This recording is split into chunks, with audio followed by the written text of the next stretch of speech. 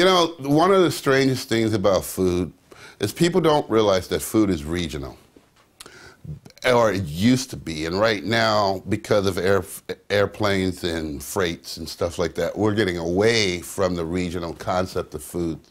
But if you think back in history, what you'll find is, like, for instance, if you go with the German cuisines, lots of potatoes.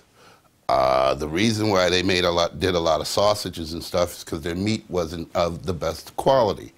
They had lots of carrots. They had very little tomatoes and stuff like that, so you didn't see a lot of that in their cuisine. The Orientals, the Asian people invented pasta, but they used rice flour, where the Italians used semolina and wheat flour.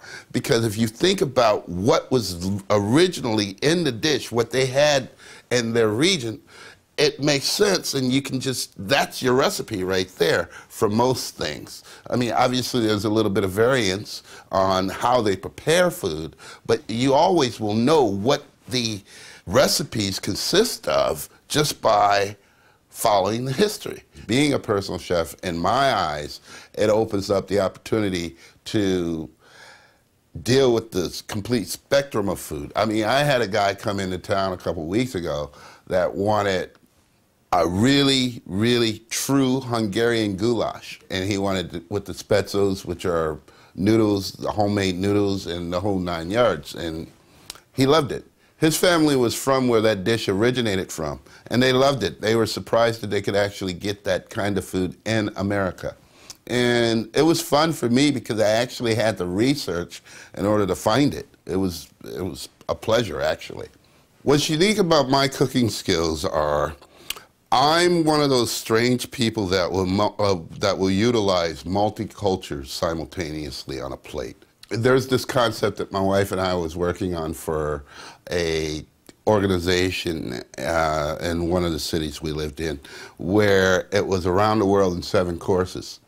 We actually did a different dish for every continent in the world, and that was fun. I mean, but me personally, I like to do that on a plate. It sounds a little weird, but it really wouldn't be. I think it would be a lot of fun. The European concept of being a chef, it takes as long to be a chef as it does to be a doctor or a lawyer or something on the lines of that. They are considered to be professionals.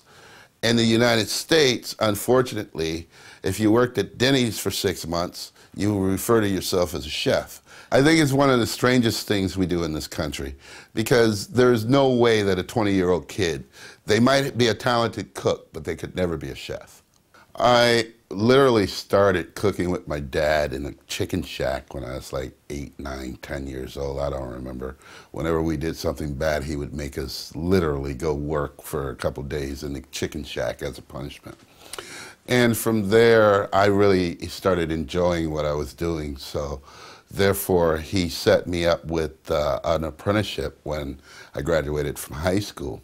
I was at a place called the Grenadiers Restaurant in Milwaukee, Wisconsin, which I just felt totally in love with food. And from the apprenticeship, I actually got to do some traveling. The chef, Canute Appetz, who I truly consider to be my mentor, thought I had a lot of skills, so he decided for me it would be to my best interest to do some traveling, go around the world practically, and do small apprenticeships. And so I would do 2-month, 3-month, 4-month, up to 6-month apprenticeships in different countries. It was really kind of interesting because I would go from France to Germany to Spain to the Orient, and actually I got to spend some time in South Africa, which was probably my favorite apprenticeship that I did.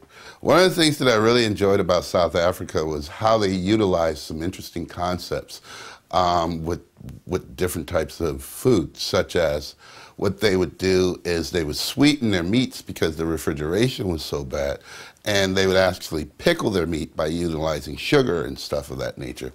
And that was something that I had never even thought of doing. I mean, I've thought of doing brines and doing citrus, like for instance a ceviche or something like that. But I never thought about actually using cane sugar ground up, coating your meat and actually hanging your meat and then cooking it from that point. It was a very interesting concept. I really do enjoy the art form of cooking and utilizing different things in different manners, such as, like I was saying before, I like to play with food in a way that you'll never forget what you see and taste on your plate.